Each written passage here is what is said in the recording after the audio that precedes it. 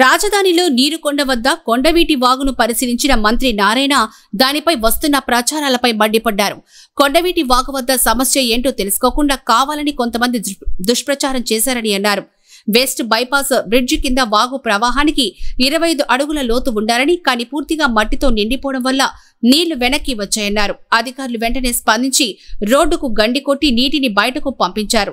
నిజాలు తెలుసుకోకుండా పనిగట్టుకుని దుష్ప్రచారం చేయడం సరికాదన్నారు. అమరావతిలో ఎంత వరద వచ్చినా ఇబ్బంది లేకుండా నెదర్లాండ్స్ వాళ్లు కాలువలు, రిజర్వాయర్లు డిజైన్ చేశారన్నారు. రాజధాని పనులు జరుగుతూ ఉండడంతో ఇలా జరిగిందన్నారు.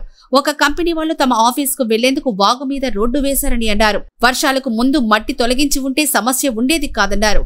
రోడ్డుకు గండి పెట్టిన 24 గంటల్లోనే మొత్తం నీళ్లు వెళ్లిపోయాయన్నారు. రాజధాని నిర్మాణ సమయంలో వర్షాలు వచ్చినా ఇబ్బంది లేకుండా ముందస్తు జాగ్రత్తలు తీసుకోవాలని అధికారులను ఆదేశించారు. అమరావతిని ఆపాలని చూస్తే ప్రజలే చీకొడతారని హెచ్చరించారు.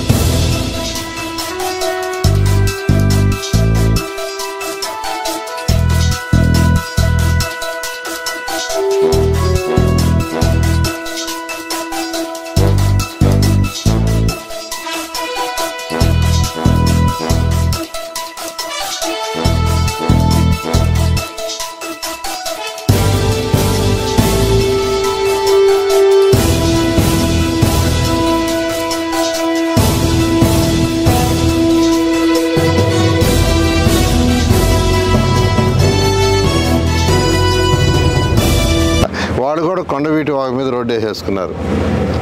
నేను ఇప్పుడు చూశాను, ఇప్పుడు అధికారులు చూపించారు. కొండవీటి వాగును బూట్ చేసి అవతలకి పోయేదానికి వాళ్ళు రోడ్డు వేసుకొని ఉన్నారు. అంటే అప్పుడు నీళ్ళు లేవు కాబట్టి యాక్చువల్గా వాళ్ళు ఆ విధంగా చేసుకున్నారు. అయితే వర్షాలు వచ్చే ముందు అధికారులు దాన్ని తీసేసి ఉండాలి.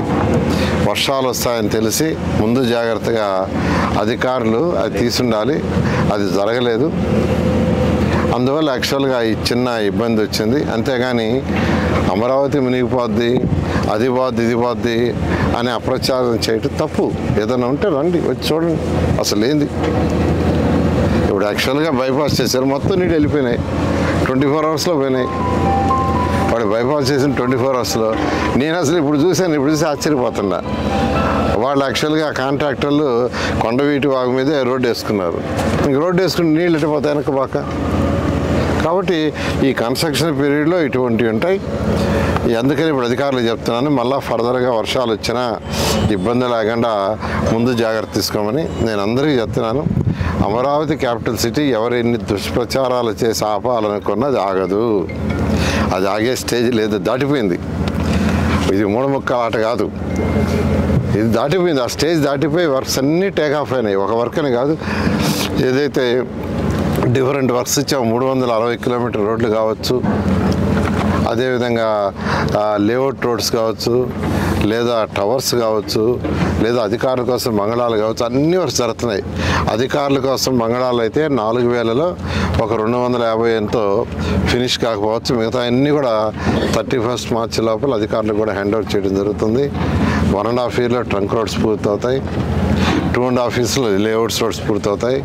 3 సంవత్సరాలు ఐకానిక్ బిల్డింగ్స్ ఎటువంటి పరిస్థితుల్లో పూర్తవుతాయి. దీని మీద దుష్ప్రచారం చేస్తూ మీరు పోతే తర్వాత ప్రజలు మిమ్మల్ని చీకొట్టుకుంటారు.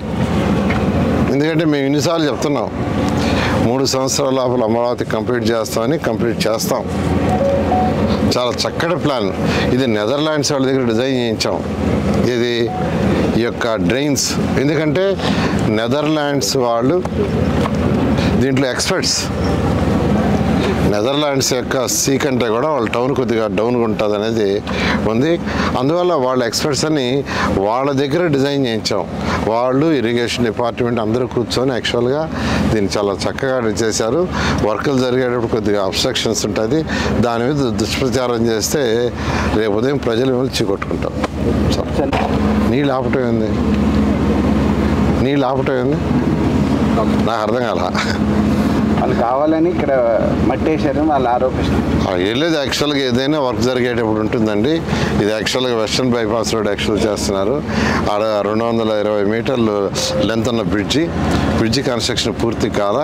కన్స్ట్రక్షన్ జరుగుతుంది కాబట్టి కింద మట్టి ఉండిపోయింది. అది మా అధికారులు ముందే చూసుకొని వర్షాలు వచ్చేటప్పుడు తీయించి ఉండాల్సింది. వర్షాలు వచ్చేటప్పుడు తీయించలేదు కాబట్టి ఫ్లడ్ వచ్చేటప్పుడు తీయటానికి వీలు కాదు. అందుకని బైపాస్ చేయమని నేనే అధికారులకు యాక్చువల్గా ఆదేశించాను. వాళ్ళు వాటర్ బైపాస్ చేశారు. బైపాస్ చేయగానే వాటర్ పోయింది.